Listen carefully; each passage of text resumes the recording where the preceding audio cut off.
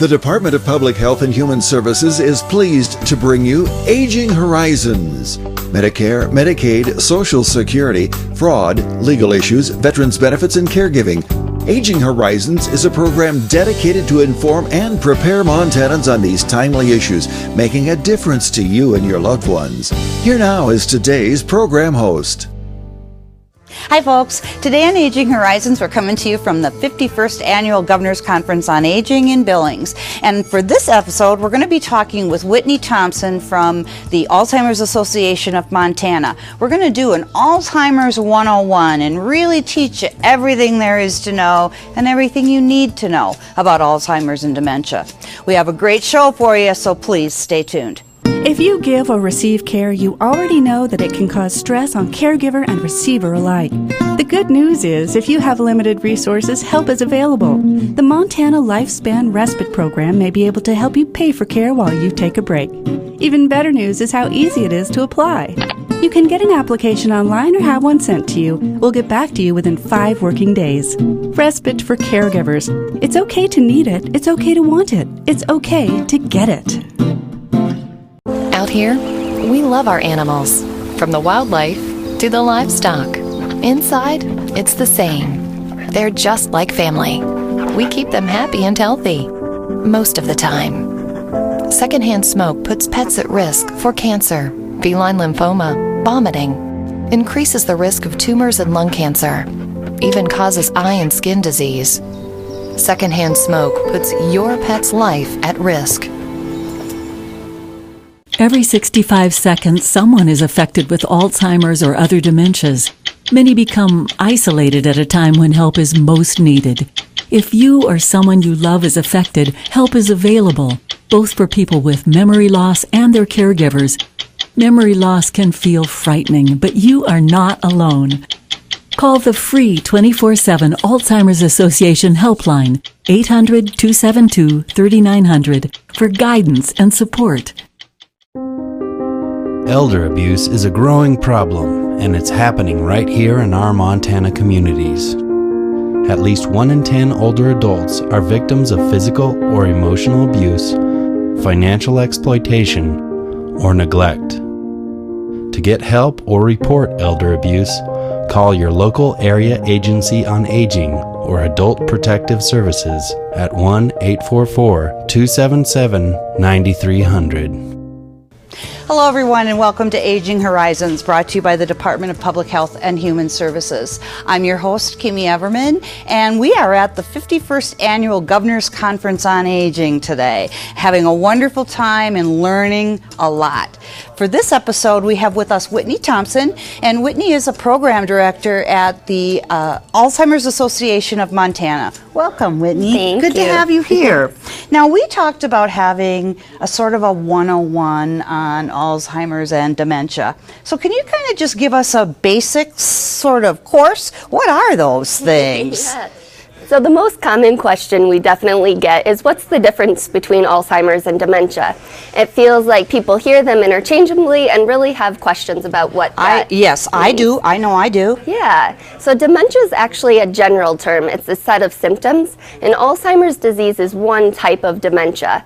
So to use a silly analogy for you to try to get across the point is that if I said fruit, that's a general term. But if I said banana, that's a specific type of fruit. Sure. So saying fruit would be equivalent to saying dementia. Saying banana would be equivalent to saying Alzheimer's disease. Oh my goodness, that's a great way to remember it. Yeah, but there are many different types of dementia as well, not just Alzheimer's disease. There's a vascular dementia, frontotemporal dementia, Lewy body dementia. So there's a lot of different types of dementia as well. And with all those different types, is it all pretty much, there's no real way yet to avoid it if you're going to get it? Right. There's a lot of talk about prevention right now, and a lot of research is focused on prevention. But if you do develop a type of dementia, there's no way to treat it or reverse it right now. There are some medications that can help with the symptoms, though. But an important point to note there are that there are many symptoms or many conditions that can look like dementia. Oh, mimic it, yes. Yeah. So things like medication mismanagement or severe depression, severe dehydration, thyroid problems, all of those sorts of things can look like an irreversible type of dementia, but can be treated if you get to the doctor. Sure. So if I think maybe something's going on with my mom, let's say, what would you suggest I do about that? Yeah, we hear that all the time. I bet you do. Yeah, what do I do if I see these symptoms in somebody I love? And to try to have that open, honest conversation as soon as possible about what you are experiencing with them, and to talk about that it could be some other health condition going on too, and the importance of getting to your primary care provider and having an honest discussion with them, knowing that you really might have to advocate for your family member as well. If you're having a hard time having that conversation with your loved one, which happens to many families around Montana, we do have the 24/7 helpline that's available to help families talk through how can I have this conversation with my loved one as well, the master level care consultants. Yeah, and they are really highly trained. They know what they're talking about. They sure do. They're master level care consultants, counselors, social workers that can help navigate those difficult conversations, legal and financial implications. They can help walk through some of that as well, or just basic questions around the disease. Yeah, what if you just sort of at odds and you just want to talk to someone about it? Is it okay to call then? It sure is. You know, it's 2 a.m. and you're laying there and all of these thoughts are flooding through your mind. That's definitely the number you want to call. They're compassionate colleagues of mine that are there for you anytime. Yeah. And in terms of, you said Alzheimer's is just one of the dementias, right? So what are some general symptoms that you might see if you're having issues with dementia coming on or Alzheimer's? Yeah, some of the early warning signs. One is changes with your short-term memory. Maybe your doctor is telling you that you're completely forgetting appointments, or you're hearing from your daughter that you're not remembering when your grandson's basketball game is, and you're repeatedly seeing that happen. Or changes in communication, having a hard time coming up with the words that you want to use, or even in writing too, not being able to articulate what you want to in letters that you write to your family. You can get confused in places that you normally would know where you are. Maybe you aren't navigating to the grocery store the same way you always have as well. Or another big sign that we see is trouble doing tasks that you've always been good at. Maybe you've always loved making those chocolate chip cookies, and now you're having a hard time thinking through the steps to making those cookies. Right. Yeah. That's got to be a frightening place to be. Yeah. Right. And again, I want to really pitch that 1-800 number that you have, because it's so important for people to have someplace to reach out to. Yeah. And as you said, 2 o'clock in the morning, you may have racing thoughts. And you can reach out and they will talk with you. Yep, that's for sure. And give you as much information as you want to get, right? Yes.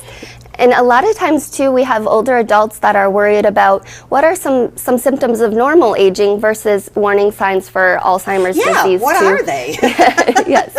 So with normal aging, we know that our bodies slow down. We know that we're not going to run around as fast as we once did, or go up and down the stairs like we once did. Right. And that's normal for our bodies to slow down. And that same thing happens with our brains. So it's normal for our brains to slow down a little bit too. Maybe it takes longer to come up with the words we want to use every once in a while. Or you're at church and you see that person that you know their name, but later at night you're laying in bed and you're like, oh yes, that was Jean. I know who that is. Yeah. So normal aging, you can remember those things later on. But dementia is not necessarily normal aging. Thank you for saying that, Kimmy. Yes, dementia is not normal aging. It is a disease happening to the brain. And a lot of times we have people struggle with their family members because you don't understand that your loved one isn't choosing to have these symptoms that are happening to them. Right. They're not choosing to repeat the same questions over and over again. Or be a crabby. Or Yes. Yeah, I've loved to hear some of those symptoms, because I always think I You know, a person thinks they're going through it themselves. Folks, this has been a great first segment. We really want you to stay with us. We have lots more to talk about, and we really want you to be well informed on the topic of dementia and Alzheimer's and where you can reach out for help. I was angry and upset when the doctor told me I have diabetes. I just didn't want to deal with it, the needles and the diet restrictions. But after I started to learn about it, those feelings changed. I was at risk for a heart attack caused by high blood sugar. That got my attention. I started watching my diet and making sure I got enough exercise every day. I want to be around for my grandkids, and now that I know what to do, it seems like a small price to pay. Ask your doctor about diabetes education or visit montana211.org. I had a terrible fall in December, and I put a hole in my wall. I hit it with my head, and it really, really scared me. The Stepping On program gave me confidence. We had a physical therapist come. He gave me specific exercises to strengthen my legs. I think that a lot of people in Montana need to take this program. We all think that we get to a certain age, you hit 60, and we expect to fall. You don't have to. When I stopped showing up, Jim showed up at my door. He took me to the hospital in town to get me help. That's the day Jim saved my life. Everyone has a role to play in preventing suicide. Know the signs and don't be afraid to speak up. If someone you know is in crisis or emotional distress, the only wrong thing to say is nothing at all. Call 800-273-TALK or text MT to 741-741. When I first got here, I was struggling. No money, sleeping on the living room floor of a friend's apartment. Diana Johnson, Energy Share Coordinator. I know what it's like to need a hand. Now that I work with Energy Share, I help people pay their winter heating bills. I don't care if you're a veteran, a senior citizen, have a family, or are single. Energy Share is here to help. If you need help paying your power bills, call or visit Energy Share, helping Montana families get through the winter since 1984.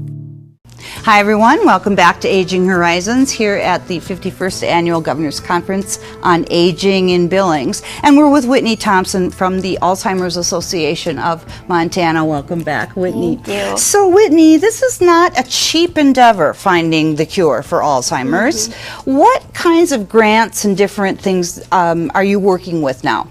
Yeah, the Department of Public Health and Human Services received a grant statewide to create more awareness and support around dementia. It was actually a grant from at the federal level from the Administration for Community Living, and we get to partner with the area agencies on aging to do more outreach for the community. And what we've done in that is created teams of volunteers throughout the state, from Helena to Kalispell, Missoula, Billings, you name it, eastern part of Montana. We've been able to bring together these highly skilled volunteers that serve as educators and representatives to set up more support locally and to expand our reach. So it's been a great partnership. Because this is really the awareness. Raising awareness is just key here, correct? Yes, we need to raise more awareness. I often think of cancer just a few decades ago. We would never utter the dreaded C word. We wouldn't talk about cancer and we didn't have survivors. Right. But we started to rally around people and we saw more funding and research, and now we have survivors. And we want to see that same thing happen with Alzheimer's disease and other types of dementia.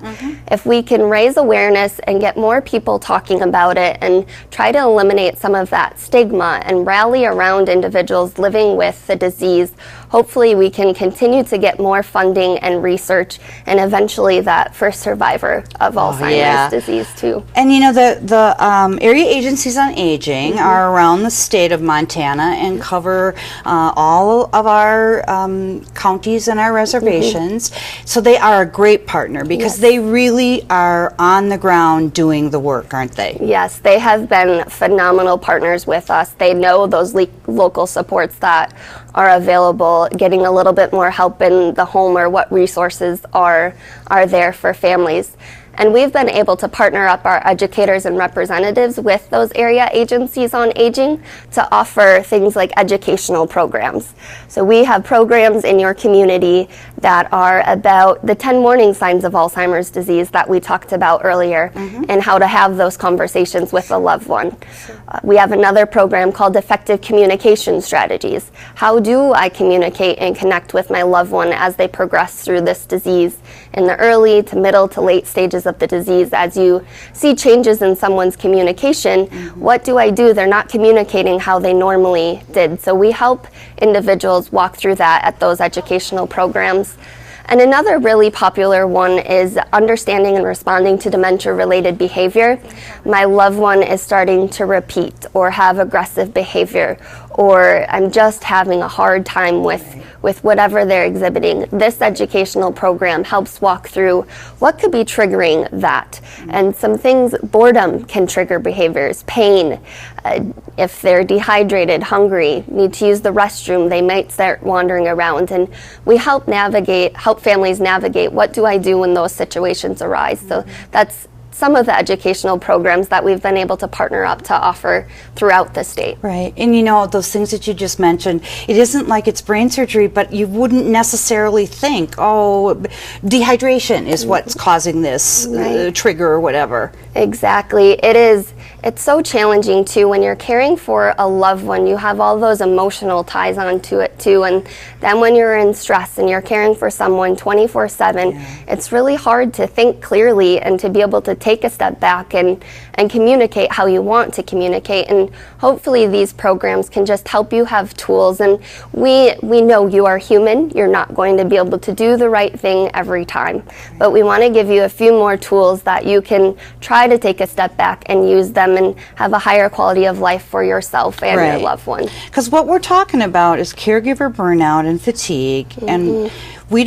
we often see caregivers pass before those they care for because of the stress. Yeah, it's really devastating, and I know it is easy to say to a caregiver, please care for yourself, and but we keep trying to continue to say that to help families know that they're not alone is the biggest message. Right. Yeah. And I think it's important, again, to mention the hotline. That's, for me, that's one of the best caretaker sort of resources out there. Yes. And it's a way to reach out at any time of the day or night, any day of the week.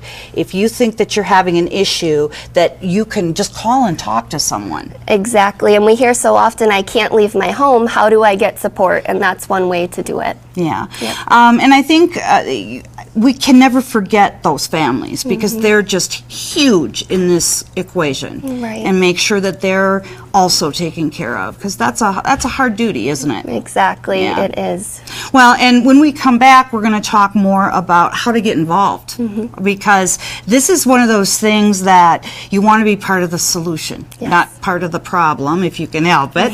And that there's a lot. You mentioned volunteer teams that you have, so there's chances for that. There's chances for all kinds of different ways of getting involved. There sure are. Right? Yes, lots of ways to get involved and lots of ways to get help.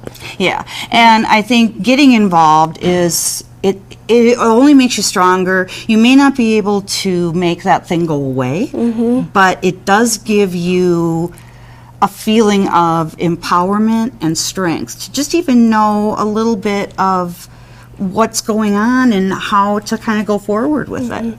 Yeah, we've seen a lot of caregivers get involved just so that they can see that they're not alone, because when you're volunteering and you have that personal experience, what you can give back to other families is so precious. And yes, and you know it. I mean, you know it like the back of your hand because you've been doing it. Right? Yes, and exactly. it's an experience that's very, very full. Right? Okay, folks, we have a lot more to talk about. We want you to stay with us.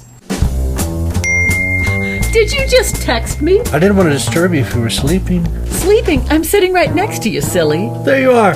Hey, I found a couple of Medicare helping programs online that I think we ought to look into. It says if we qualify, we can get help paying for our prescription drugs. Oh, and there's a program that can help pay our Part B premium. To learn more about extra help and Medicare savings programs, call your local SHIP counselor today. Maybe I better text him. With as many as 1 in 10 Americans at risk for Alzheimer's or some other form of dementia, chances are someone you know and love will receive that diagnosis. When that happens, you may well feel devastated, but know that you are not alone. Help is available. You don't have to face dementia by yourself. Call the free 24/7 Alzheimer's Association helpline, 800-272-3900, for guidance and support. This is Bill. He just received his new Medicare card and is following some simple rules to protect himself from fraud. He knows to never give out his Medicare, Social Security, or bank number over the phone. And this is Nancy. She knows that to detect any problems, she always reads her Medicare summary notice or Medicare Advantage EOB to make sure the billing is correct. Both Bill and Nancy know that anything suspicious can be reported to Montana SMP at 1-800-551-3191. Final call from like 566. Hello, gentlemen. May I see your Montana Real IDs? IDs? Why, I'm Captain Meriwether Lewis. And I'm Captain William Clark. Hang on, I see more than one William Clark. It's the real me, I promise. Discover more at mtrealid.gov. Available now. Montana Real ID. It's the real me. And me. Hi everyone, welcome back to Aging Horizons here in Billings at the 51st Annual Conference on Aging. We're here with Whitney Thompson with the Montana Alzheimer's Association. So glad to have you, Whitney. Now we wanted to talk about some things with caregiving and early programs of sort of finding out that you might have something going on sooner than later.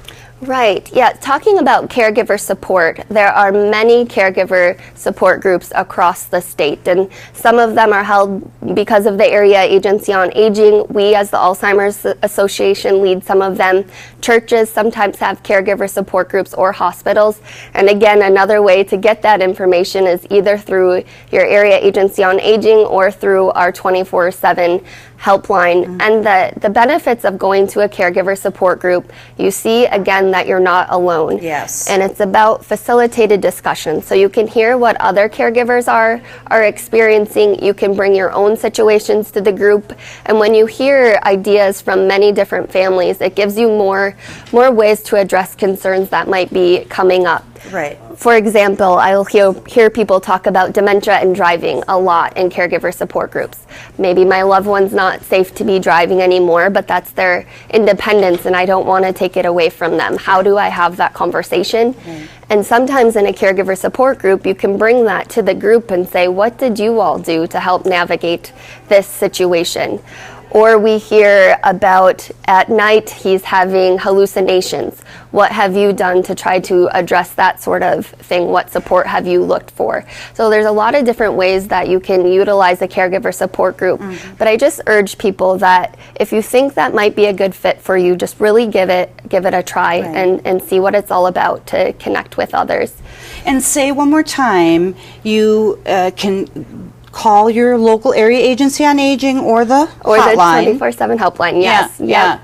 And get more information about where these are, because they really are all over the state. They are. And I think another thing that I've heard about with support groups is, but I can't leave my person or I can't leave my kids. What do people do with that? Yeah, there are some ability to do respite funding for individuals to get help in the home while they leave. Other support groups sometimes have right at the group, there's another area for the individual living with dementia. But that also leads me to think of a resource that we have online through the Alzheimer's Association. It's called Alz Connected. And if you like to get on the internet, you can go on there, and it's a way to connect with people virtually. You can ask those same sorts of dementia and driving questions and connect with other caregivers and individuals concerned about their own memory loss, or if they're living in the early stages of dementia, they can also go to that area of the website as well. Great. Now, you talked about early detection programs. Yes. What's going on in that realm? Yeah, an exciting thing that's happening across the state of Montana is we are starting to develop early stage programs. So these programs are for people in the early stages of memory loss or changes in communication, just overall cognition, and a lot of times for their families and friends as well. One example of that is we have recently partnered with the Yellowstone Art Museum in Billings, where we do this early stage program, and once a month we get together, and the first half of the time together, the individual living with dementia and their loved one come, and we have a good time and go to an exhibit in the art museum and talk about the exhibit, talk about memories, spark conversation, and then the second half of that program is actually going into a studio and making art together. Now, a lot of times we hear, I'm not an artist, I don't know if I want to come to this program. We had our first session in September, and individuals at first were apprehensive, but once you pick up that paintbrush and see how relaxing it is to kind of escape and just express yourself and connect with the group, it really turns out to be a lot of fun Sounds like together. a fabulous program. Yeah. Would they go on your website to find out about that? They sure could. The website or the helpline, they're both available there. And there are other early stage programs too, not just in Billings. We have something called the Memory Cafe there's one in Bozeman that the Alzheimer's Association leads. And I know there are some early stage programs in Missoula and perhaps in other parts of the state as well. And in that Memory Cafe, we really just meet at a local coffee shop, Ghost Town Coffee Roasters, and for an hour and a half, we have a certain topic each month. So last month, we talked about our heroes and had a conversation about that to be able to connect and get rid of that stigma and just have a good time together. And there are folks with dementia as well as their family members there? Yes, and we really encourage that because that gives the family member an opportunity to see moments of joy that come up in these programs. I can't express how much joy and love these early stage programs are beautiful programs. Yeah. And we're really trying to promote them because the earlier we can get individuals connected to resources, involved in what we're doing, the better the quality of life, the better the outcomes. Yeah, absolutely. And I'm so glad you mentioned the memory cafes because those have been a popular event sort of thing across our state with the different agencies. Well, what do you think is the most important thing for a person to know about this topic? Or is there too many to know? Just the most important thing is you are not alone. And the last thing we want to hear is that I wish I would have reached out sooner. Please, if you're sitting out there, reach out. Whether it is the helpline, whether it's a support group, an early stage program, come to an educational event. It doesn't matter. Just start to come and connect with other individuals, I think, is the most important part. You can say you can do this alone, you can try to do it alone, but really we have seen that if you can be with others, it's going to make it a lot easier for you as well. Boy, those are the $1 million words, Whitney, because it really is easier if you don't think you're alone, right? Yes. I'm so glad you could come with us Yes, and come thank here you. today and be with us. Folks, so glad you're with us here at the Governor's Conference on Aging. We have had a great time and learned some great stuff. Hope you did too. And remember, reach out. If you need something, reach out. For Aging Horizons, I'm Kimmy Everman.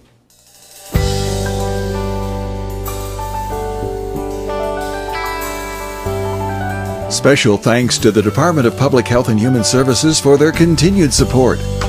Hosts on Aging Horizons are program specialists at the Montana Office on Aging. Production facilities provided by Video Express Productions. For more information about Aging Horizons, call the Department of Public Health and Human Services toll-free at 800-332-2272.